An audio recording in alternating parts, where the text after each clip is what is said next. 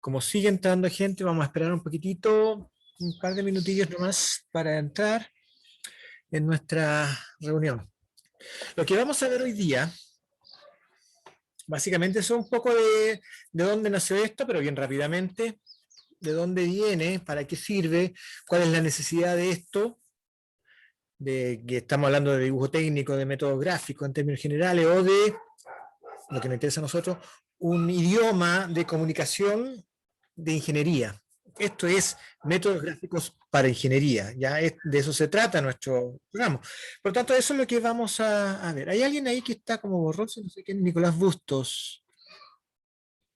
Nicolás Bustos tiene la cámara borrosa, así que no sé si está o no está, es como raro. Llegó Brad Pitt también, eso también es bueno. Hay algunos, a ver, Yeyo, ¿estás tú? Sí, profe, dígame. ¿Cuál es tu nombre exacto? Porque Yeyo no lo tengo. Ah, sí, obvio. Diego Morán. ¿Diego Morán? Sí. Ya, eh, eso, solo para saber. Ya, sería bueno que de repente, jóvenes, les voy a pedir algo, ¿ah? Esto es como un favor personal.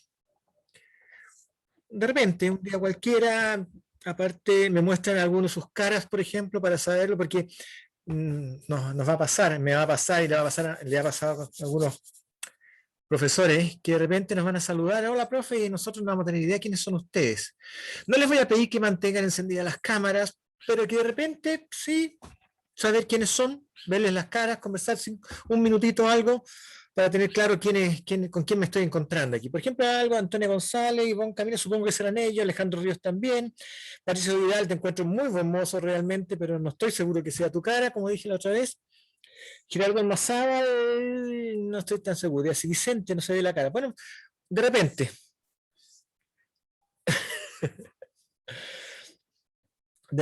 si estamos bien, que me imagino que me encuentras lindo, Patricio. Vamos a mostrarnos un poco la cara. Hay alguien que es Nicolás Bustos, que tiene una cara muy rara o que tiene la cámara encendida, pero no sé si está o no. Me da la impresión que no está. ¿Ok? Vamos a tener un poco la idea de qué es lo que está esto. Como les dije, lo que vamos a hacer ahora, vamos a conversar un poco. Voy a hacer un pequeño monito con un resumen de todo lo que vayamos viendo. Vamos a ver una presentación que nos va a explicar y vamos a ver algunas imágenes, algunas cosas que nos van a permitir, supongo yo, entender un poco más dónde estamos parados y cómo funciona y cuál es la base de esto que nosotros vamos a hacer, que es conversar con otras personas en un lenguaje de ingeniería. ¿Por qué es necesario el lenguaje de ingeniería? Básicamente porque nosotros no podemos comunicarnos así tan fácilmente con la gente. Ya tenemos que ponernos de acuerdo con algo. Hay una frase que dice siempre, una imagen vale más que 1000 palabras, y esa es la verdad en el fondo. ¿Ya? ¿Cuál es la verdad? La verdad es que es más fácil mostrar algo que contar a la gente cómo es algo. ¿Ok? Entonces, ese es un poco el cuento de lo que nosotros tenemos que empezar a entender. Hace mucho tiempo, cuando la gente fabricaba cosas que a la larga, eso es lo que nos interesa a nosotros también como ingenieros, ver cómo podemos llegar a fabricar algo y que la gente fabrique o haga lo que nosotros esperamos que se haga. Bueno, cuando partió ese tema, la gente que pensaba o que hacía era la misma, o sea, la gente que pensaba era la misma persona que hacía las cosas. ¿Ya? Entonces, nosotros partíamos siempre con ese tema de que yo quiero hacer algo, tengo una idea, yo mismo lo voy a hacer. Y en ese caso, no necesito para nada dibujarlo muy profundamente, con algún esquema más o menos de lo que yo necesito saber, con eso basta. Por ejemplo, entonces yo voy a trazar aquí, fíjense, cada vez que yo voy a dibujar en un plano, yo me apoyo en una de las líneas con la escuadra, con el cartabón en este caso, y trazo una pequeña línea. Más abajo trazo otra pequeña línea y voy a anotar la primera etapa de lo que nosotros estamos hablando, que es el artesano. El artesano. La mayor parte de nuestra existencia en fabricación, en producción, fue como artesano. ¿Qué es lo que hacía el artesano? El artesano tenía una idea, un cacharrito de greda, por ejemplo. Sabía cómo era, sabía cómo se fabricaba, sabía de qué se trataba, y ya que lo tenía claro, empezaba a hacerlo. Por lo tanto, no era necesario diseñar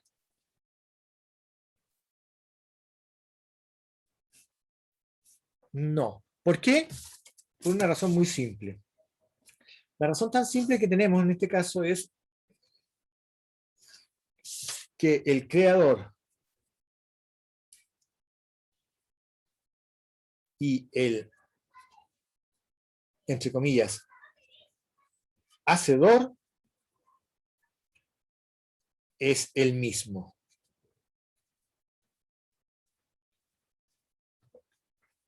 Si el creador y el hacedor es el mismo, por lo tanto, no necesito ningún tipo de comunicación con nadie. Y tampoco necesito tener muchas anotaciones. Puedo llegar en un momento dado a tener alguna noción, alguna idea, a lo mejor algún monito por ahí, algún dibujo. Si yo quiero hacer un jarrito, le voy a decir a la gente que esto va a hacerlo así.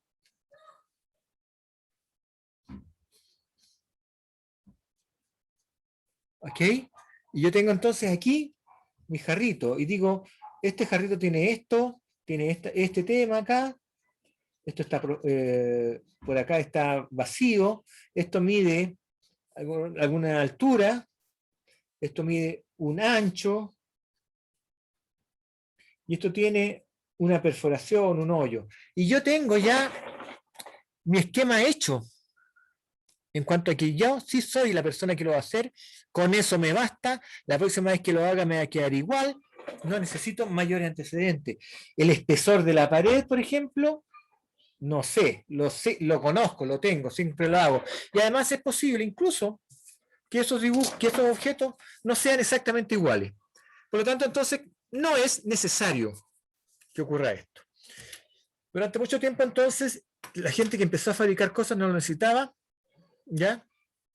Y por lo tanto, se empezaron a crear productos, elementos que la gente fabricaba, pero que no requerían de este sistema de comunicación. Y podrían llegar a ser incluso bastante más complicados de lo que nosotros nos imaginamos.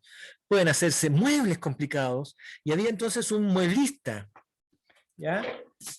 El mueblista hacía productos para cierta gente nomás, porque si yo soy mueblista y me demoro un mes y medio en hacer una mesita, esa mesita no la puede comprar cualquier persona. Va a poder comprarla a alguien que tenga mucho dinero.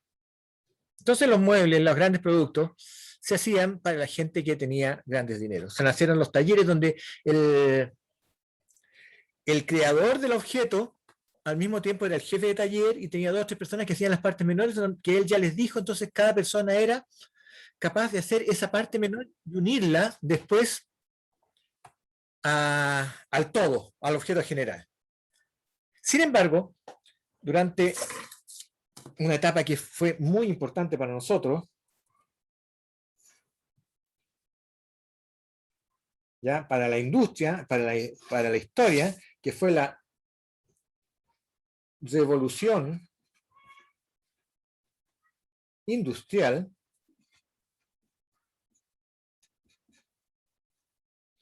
había una diferencia entre el diseñador y el fabricante. Resulta que ya no son los mismos.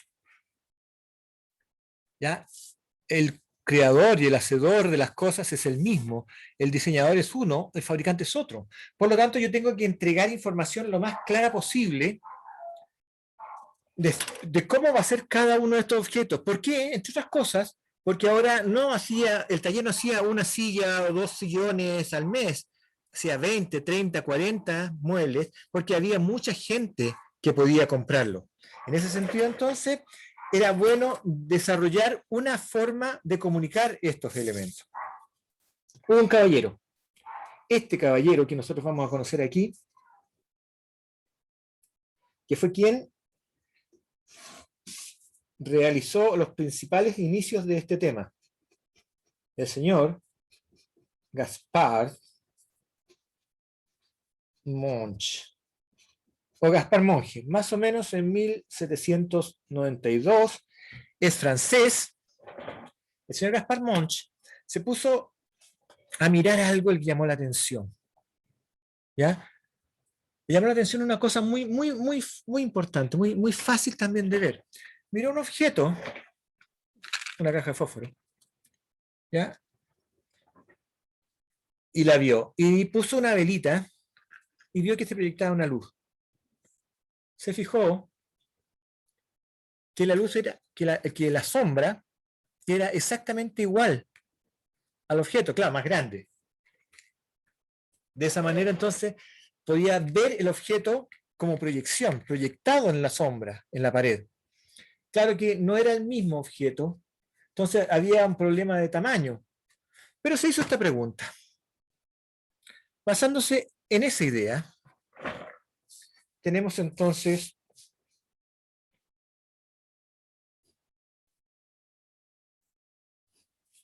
una fuente de luz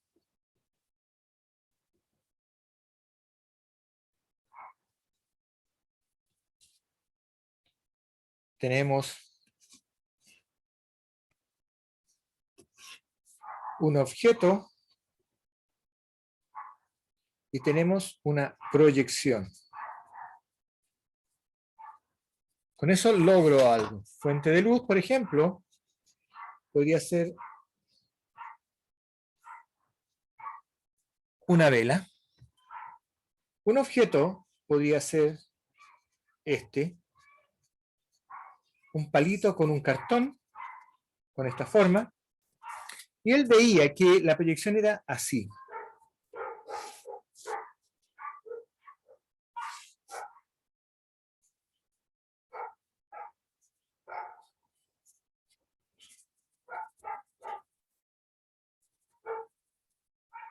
El objeto proyectado en la sombra era exactamente igual que el objeto que está, el objeto real, con problemas de diferenciación, de tamaño. Sin embargo, si esa fuente de luz estuviera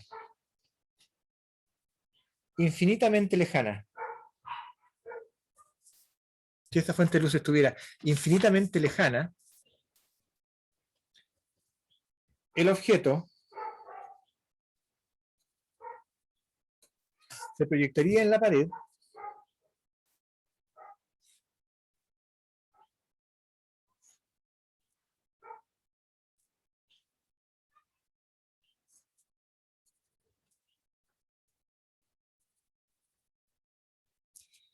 exactamente del mismo tamaño. El objeto y su proyección. Esta fue la idea. ¿Ok? ¿Cuál es exactamente?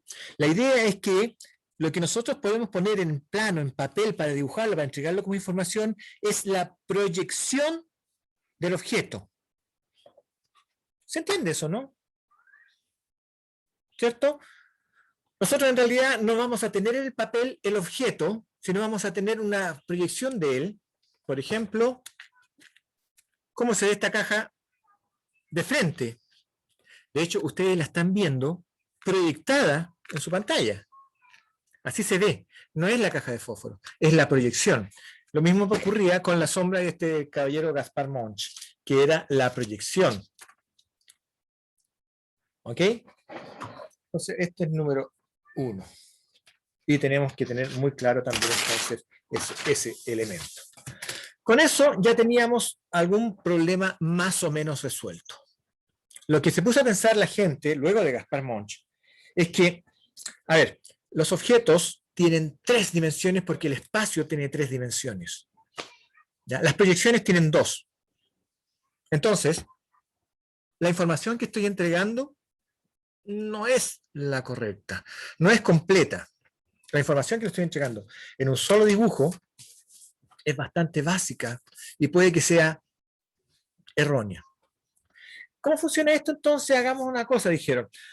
Vamos a suponer que dado que hay 3 dimensiones en el espacio, van a haber en el espacio 3 planos que se van a cortar. Y esto continúa hasta ahora, ¿eh?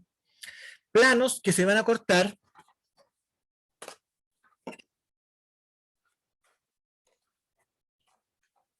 ...90 grados cada uno. Este es un plano que va a ser como el piso. Este es un plano. Este es un plano que es como la pared. Y este es otro plano que forma esto. ¿Ok? Este elemento tiene aquí una proyección, aquí otra proyección, aquí otra proyección, aquí una proyección, aquí. El espacio lo podemos tener en 8 de estas partecitas dividido, desde un origen en que nos vamos a poner de acuerdo. ¿Nos pusimos de acuerdo entonces con este origen? Este es el origen.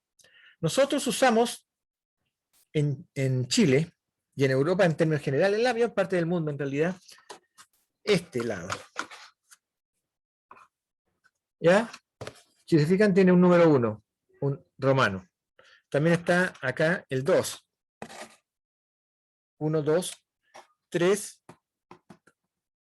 y 4. 1, 2, 3 y 4. Y acá está 5, 6, 7 y 8. Pero quedémonos con esto. ¿Por qué? Porque con esto se trabaja normalmente. El 1, el 2, el 3 y el 4. Entonces, nuestro espacio está definido a partir de un 0, ese origen. A partir de ese origen, podemos extendernos en las 3 direcciones y podríamos proyectar en cada una de estas paredes parte del objeto. El conjunto de estas 3 proyecciones nos va a dar una idea clara de cómo es el objeto. Esa es una base, esa es la base del tema.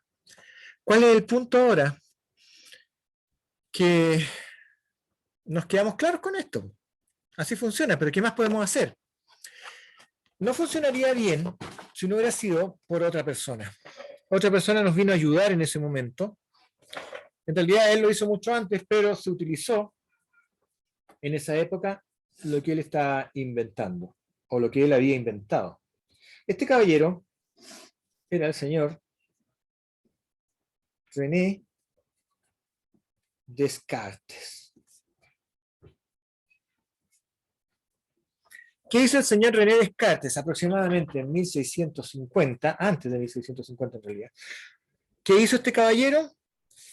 Inventó un sistema de medición a partir de un 0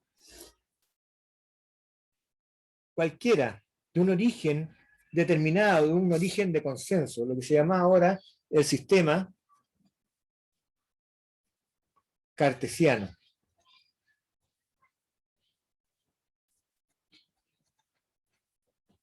Este sistema cartesiano es bastante fácil para nosotros, ya lo conocemos. Tenemos un origen en el cual nos hemos puesto de acuerdo, no importa cuál sea, lo ponemos donde queremos y marcamos algunos puntos. Voy a marcar, por ejemplo, estos puntos.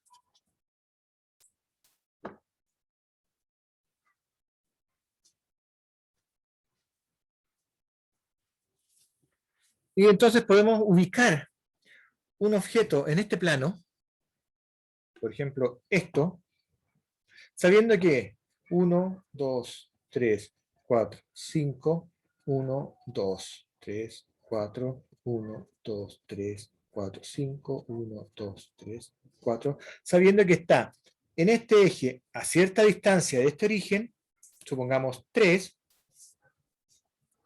y a este eje a cierta distancia del origen, X y Z. Por lo tanto, este punto estaría, por ejemplo, el punto lo podríamos llamar A, estaría en 3, 2. Este es nuestro sistema cartesiano. Entonces, uniendo este tema de las vistas en tres aspectos, en 3 planos, la intersección en 3 planos, teniendo este origen 0, podemos medir a partir de este 0 la posición de los puntos. en cualquier lado. ¿Ya? Podemos usar entonces esto. Vamos a ponernos de acuerdo entonces. Esto que en un momento dado era este, se va a llamar el primer diedro, y nuestro diseño, nuestro dibujo técnico en Chile trabaja en el primer diedro. Después vamos a ver cuál es la diferencia con otros, pero trabaja en el primer diedro. Se representa así. ¿Ya? ¿Cómo funciona esto? Miki nos va a ayudar. Miki mira al frente. ¿Ya? ¿Lo ven? Está mirando al frente. Me cae bien, Miki. Buena onda. Y está apuntando para el frente. Siempre entonces lo que está ahí va a ser el frente. Y cuando tengamos eso frente a Miki, esto de aquí va a ser la planta. Este es el frente, esta es la planta. Y este va a ser el perfil o perfil izquierdo. ¿Correcto? Nuestro sistema de coordenadas ahora tiene el plano XY, tiene el plano XZ y tiene el plano YZ. ¿Se fijan? Todo lo que nosotros vayamos a trabajar ahora, vamos a trabajarlo dentro de este esquema de plano. Este es nuestro diedro de trabajo. De nuevo, mira para el frente. A su mano derecha está el perfil izquierdo, o perfil, y abajo, la planta. ¿Cómo vamos hasta ahora? ¿Tiene alguna duda respecto a cómo funciona esto? ¿Tienen una idea entonces ya clara de cómo estamos nosotros trabajando respecto a este esquema de dibujo? ¿En qué tema nos estamos metiendo? Les voy a contar. Nosotros, cuando dibujamos, nos vamos a encontrar con dos clases de personas. Aquellas que dibujan muy bien y aquellas que dibujan más o menos. Para este caso, para efectos de dibujo técnico, no es necesario dibujar bien. Lo único que tenemos que tener claro son dos cosas. Una se las puedo enseñar, que son las técnicas de trabajo para poder dibujar. Lo que no les puedo enseñar es a visualizar algo en 3 dimensiones. ¿Cómo yo llevo esto a 2 dimensiones? ¿Cómo yo tengo un dibujo en 2 dimensiones y me lo imagino en 3? Esas cosas tienen que trabajar ustedes en desarrollarla, porque es muy difícil lograrlo más como estamos haciendo nosotros. ¿Qué vamos a hacer? ¿Cómo vamos a entender esto? Vamos a entenderlo de la siguiente manera. Si me permiten, voy a de nuevo a hablar aquí. Tenemos entonces el frente, el perfil y la planta. Lo que vamos a hacer primero es abatir uno de estos lados, así. Fíjense, abatimos el otro y nuestra distribución de vistas, de proyecciones del objeto, queda así. Frente, arriba, planta, abajo, y al lado derecho, el perfil. Que sabiendo lo que es la proyección, esto va a ser así. Esto va a ser así, el frente, cómo se ve de frente. Esto va a ser así, cómo se ve de planta. Y esto va a ser así, cómo se ve del lado izquierdo, este lado, cómo se ve del lado izquierdo el objeto. Por lo tanto, el perfil izquierdo del objeto se dibuja a mano derecha. ¿Ya? Una de las cosas que tenemos que entender cuando estamos trabajando con esto, tal cual está aquí, es que nosotros vamos a tener en estas partes, en estas caras,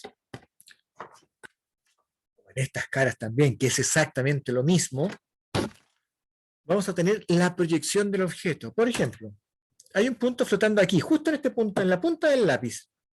Lo que tenemos entonces es la proyección acá. Esto se va a dibujar ahí. La proyección acá. Eso se va a dibujar ahí. Y la proyección abajo. Esto se va a dibujar ahí. Ahora, la pregunta. Si este punto se proyecta a esta distancia del origen, ¿a qué distancia se proyecta este del origen? La respuesta es fácil, siempre. Si este está a una distancia, este está a la misma distancia. Siempre a la misma distancia. La misma altura en las dos proyecciones, la misma distancia en las dos proyecciones, la misma distancia en las dos proyecciones. Siempre la misma distancia, por una razón muy simple. Por favor, esto anótenlo, y esto lo voy a marcar incluso para tenerlo muy claro. Para tenerlo muy claro después. Esto es algo que nosotros no debemos olvidar y que nos va a servir para el resto de todo nuestro taller, nuestro aprendizaje en general. Esto que nosotros vamos a comentar es que un punto ocupa un solo lugar en el espacio. Ya, un punto ocupa un solo lugar en el espacio. Este punto, si está a 3 de aquí, va a estar siempre a 3 de esta pared. Si está a 2 de la base, va a estar siempre a 2. No hay posibilidad de equivocarse respecto a eso. ¿Estamos correctos hasta ahora? ¿Alguna duda? ¿Nadie tiene ninguna duda? ¿Nadie tiene algún comentario? No, profe. ¿Se está entendiendo este tema? ¿Hay algo que ustedes no visualicen bien? Vamos a ver una presentación que puede que nos explique mejor esto. Vamos a meternos en una, por decirlo de alguna manera, introducción al dibujo técnico, bien completa, pero bien simple, para mostrar lo que estoy diciendo. ¿Les parece? Sí, profe. Vamos a ver entonces esto. La frase es famosa, ¿eh? ¿Se ve eso, cierto? Sí, profe. Vamos. Es que ese es el tema que hay que preguntar ahora. Se supone que marqué para... Ya, una imagen vale más que 1000 palabras. Ese es todo el esquema. Todo lo que nosotros tenemos que entender. La mayor fuerza de nosotros no va a estar tanto en dibujar mucho, sino en entender bien los planos, en entender bien lo que estamos hablando. Y eso tiene sentido con este tema. ¿Qué es un plano?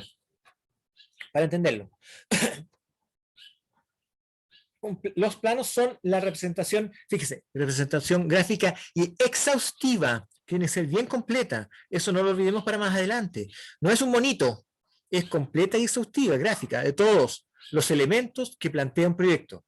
Contienen la geometría plana y volumétrica, o sea, en volumen, las formas planas y los volúmenes de los elementos proyectados de la forma que los define completamente en sus 3 dimensiones. Ya sabemos nosotros que somos capaces de proyectar un objeto en 3 dimensiones de frente, de la planta y el perfil izquierdo. Esta disposición, por favor, no la olviden nunca, porque esto es crítico. Si ustedes no respetan esto, esta distribución de las vistas, de la forma de ver el objeto, la gente no va a entender su dibujo. Si ponen esto en otra parte, aquí, por ejemplo, y esto lo ponen por allá, la gente no va a saber de qué se trata el objeto, no va a ser capaz de entenderlo ni de realizarlo nuevamente, ni de reconstituirlo. Entonces, lo tenemos que tener muy claro. Entonces, define en 3 dimensiones completamente el objeto. Eso es un plano. Los planos nos muestran cotas, dimensiones lineales de superficie, dimensiones volumétricas de todos los componentes y las acciones que conforman los trabajos desarrollados por el proyectista. Esto es llamado dibujo técnico. Como un dibujo es un conjunto de instrucciones, es decir, estamos tratando de comunicarle algo a la gente, es un conjunto de instrucciones. El dibujo muestra lo que se tiene que hacer. Hay una perforación aquí, hay un escuadrado aquí, hay un escalón acá, hay una saliente acá. Son instrucciones que cumplir el operario debe ser claro, correcto, exacto y completo. No puede faltar, no podemos hacer nosotros que el operario saque alguna idea o trate de construir él por su cuenta algo, resuelve alguna solución que no está clara. Nosotros tenemos que ser capaces de entregar el dibujo de manera que sea completo, no necesite nada más para hacerlo. Tenemos que hacer un dibujo a prueba de. Difícil, pero es. Y fíjense que esto es por una razón muy simple, ¿eh? Si nosotros hacemos un dibujo al lote, lo mandamos al operario, y el operario no lo entiende y se equivoca, ¿ya? ¿Ustedes creen que la responsabilidad va a ser del operario? La responsabilidad de que ese objeto haya quedado mal es nuestra. Por lo tanto, tenemos que ser muy conscientes de eso, muy exhaustivos en el trabajo, en el dibujo de lo que estamos haciendo. Los campos especializados son tan distintos como las ramas de la industria. Algunas de las áreas principales del dibujo son el mecánico, el arquitectónico, estructural, eléctrico, hay una serie de otras.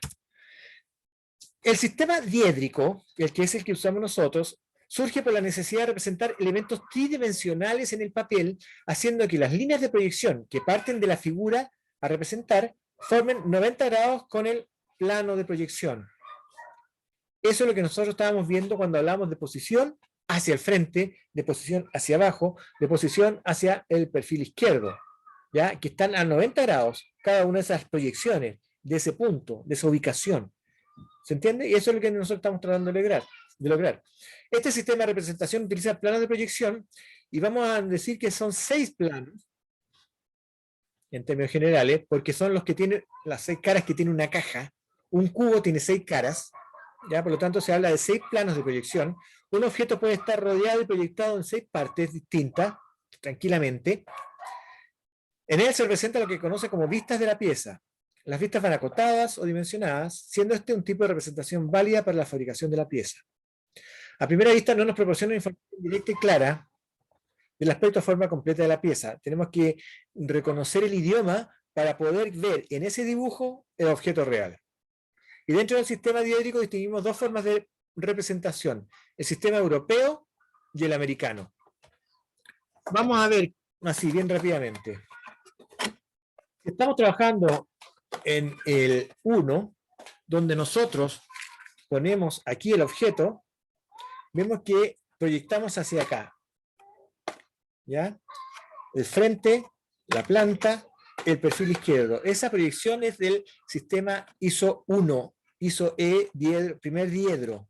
Los americanos, que es la gran diferencia y la principal diferencia, aparte que normalmente están las dimensiones están en pulgadas, pero la principal diferencia es que ellos trabajan en el diedro tercero, aquí. No en el primero, sino en el tercero. Y entonces nosotros, en la misma posición, vemos cómo se proyecta aquí, cómo se proyecta allá y cómo se proyecta arriba. ¿Ya? ¿Se fijan? Aquí, acá y arriba.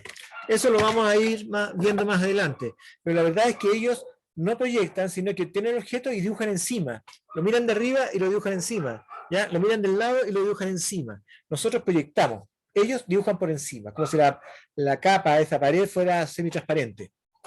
¿Okay? Ese es entonces lo que nosotros deberíamos de determinar o distinguir entre el sistema europeo y el americano. Nosotros en el primer diedro, como es lo que normalmente vamos a estar haciendo, los americanos en el tercer diedro.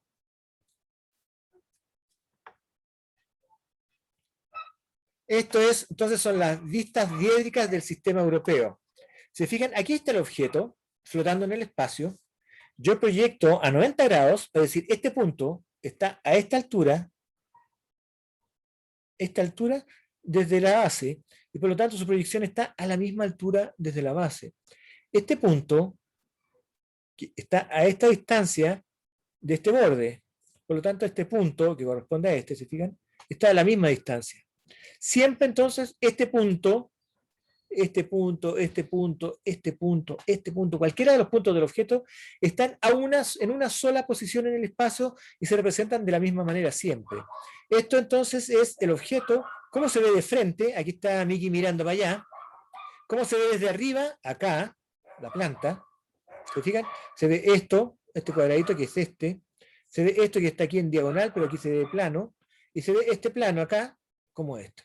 Y además se ve cómo se ve desde el perfil izquierdo. Este perfil que está aquí tapado, se proyecta acá. Se ve sólido, con esta forma, nada más. ¿Ok? Este es el sistema europeo. El sistema europeo trabaja así. Tenemos 2 planos, el vertical de frente y el horizontal de planta, y tenemos un objeto.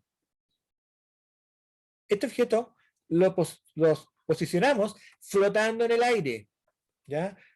No está pegado a ninguna arista, está flotando en el aire. En el sistema europeo de proyección, la pieza se coloca por encima del plano horizontal y por delante del vertical, lo que se denomina primer cuadrante. Y proyectamos a 90 grados. Cada uno de los puntos se proyecta hacia allá, hacia acá, hacia acá, hacia acá, hacia acá y hacia allá. ¿Ya? Luego podemos sacar el objeto, quedando solamente las proyecciones. ¿Cuántos objetos hay aquí? ¿Alguien sabe? ¿Cuántos objetos tenemos aquí?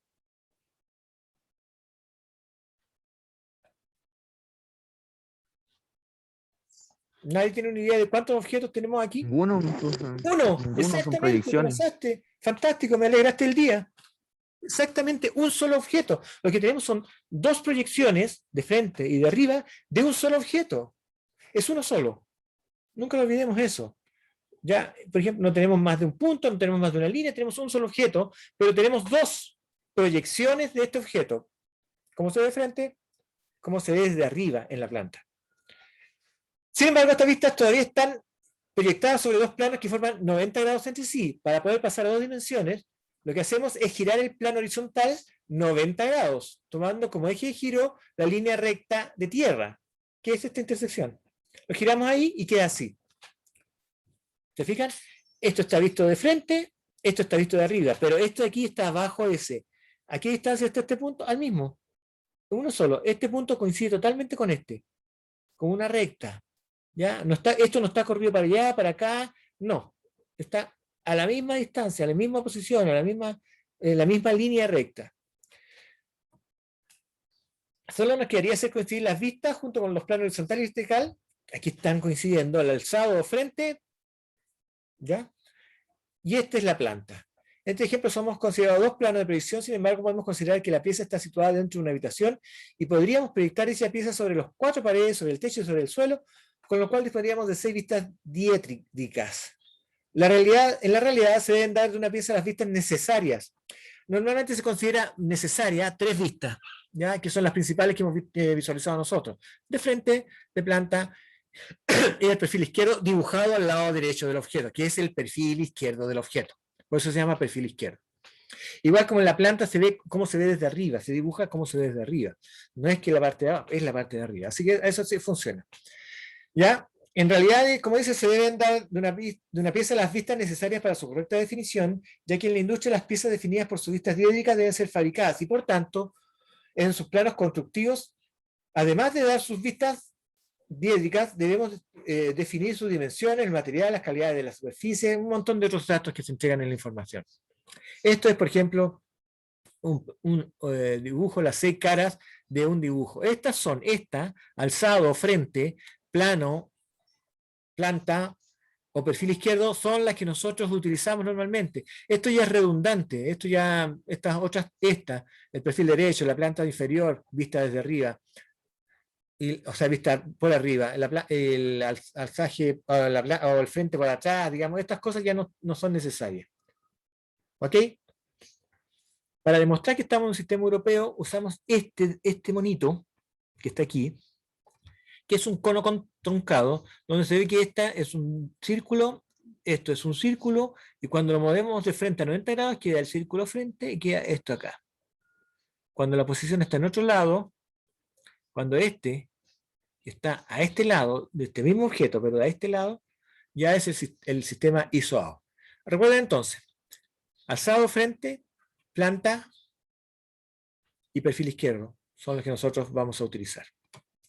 ¿Ok? Estas son entonces las principales. Quiero que hagamos mucho hincapié en visualizar esto para ver de qué se trata, para ver cómo funciona, porque esto es lo que nosotros vamos a tener entonces siempre en nuestros dibujos. El frente de la pieza, ¿cómo se ve? El perfil izquierdo de la pieza, acá, y la planta, dibujado abajo. El perfil atrás, o sea, el frente, y el perfil izquierdo, el frente aquí, y el perfil izquierdo al lado derecho de nosotros. Pero este lado es el lado izquierdo del objeto, ¿ya? Como está aquí, por ejemplo. También un objeto que está proyectado de frente, de perfil izquierdo y de planta. Para hacerlo más claro, Este es el alzado del frente. Esto es como se ve de arriba. ¿Se fijan? Esto que está aquí es esto. Y esto que está acá es esto. Parece que estuviera en el mismo plano, pero es lo que se ve desde arriba. Si nosotros tenemos esto solamente, no vamos a entender el objeto. Pero como tenemos esta figura acá al lado, nos dice que de lado se ve. Entonces, esta parte, si se fijan bien, coincide con esta. O sea, esto es eso. Y esto que está aquí, es esto. Y tiene esta forma. ¿Se fijan? Esto que está aquí, que se ve con una línea acá, que corresponde a esto. Y aquí atrás, se fijan, nos dice que esta altura es hasta aquí solamente. Y esto toda la parte de atrás, de arriba. Y esta forma tiene estas dos líneas aquí que se muestran. Esta.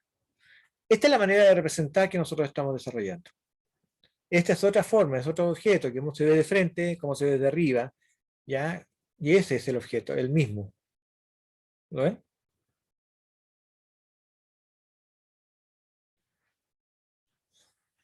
Mientras tanto, entonces, vamos a entender que hay líneas de plano que se usan gruesas, medias y finas. Las líneas de los planos van a tener un sentido. Mientras tanto, más adelante las vamos a aprender claramente. Pero tenemos que entender que si yo digo, si se dice en alguna parte que un objeto se dibuja con línea gruesa, se tiene que dibujar con línea gruesa. Si se tiene que dibujar con línea delgada, es porque se dibuja así, porque se entiende, porque esa línea tiene un significado especial. ¿Ya? Cada tipo de línea significa algo dentro del dibujo, y si nosotros nos equivocamos y hacemos algo que no es correcto, en el sentido de que ponemos una línea que no corresponde para hacer algo distinto, la gente no nos va a entender, porque ya todos sabemos para qué se usa la línea gruesa, para qué se usa la línea delgada, para qué se usa la línea de segmentos, para qué se usa la línea de segmento y puntos, para qué se usa el arco de flecha. Todas esas cosas se entienden, son las cosas que nosotros vamos a aprender, pero en el mundo industrial ya se usan hace mucho tiempo, no podemos cambiar eso. ¿Ok? Aquí está entonces que las líneas gruesas son las que definen el cuerpo de dibujo, normalmente tienen 0,8 milímetros de espesor. Nosotros vamos a trabajar con 0,5, ¿ya?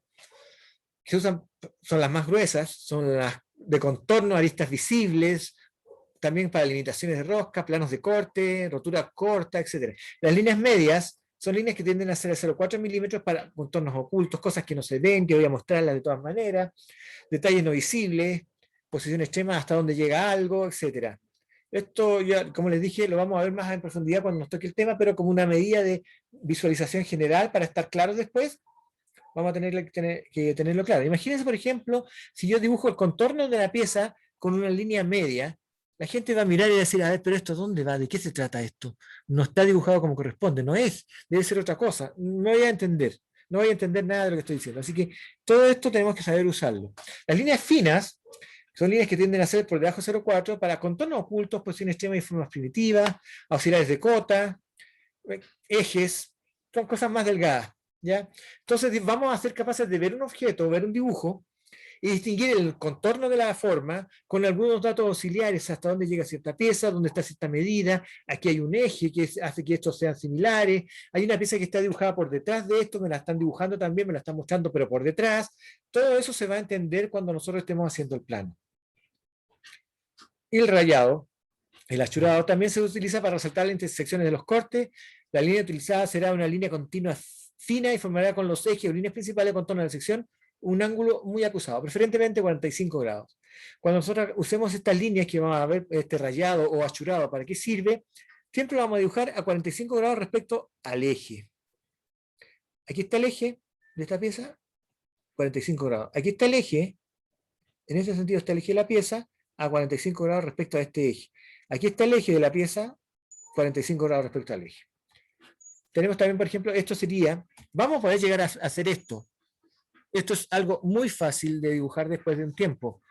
Con 4 o 5 clases nosotros vamos a ser capaces de dibujar así. Con cuidado, sí. ¿Se fijan? Hay líneas de distinto grosor, ¿se fijan? Esta es la línea muy gruesa, esta es la línea más delgada. ¿Ya? Aquí hay piezas que no se ven, hay ciertos elementos que tenemos que ver. Esto es un plano general, o de conjunto, un plano de fabricación o perspectiva explosiva que se llama. Están puestas todas las piezas para que nosotros podamos construirlas. Cuando ustedes compran muebles para armar, por ejemplo, normalmente vienen dibujados así.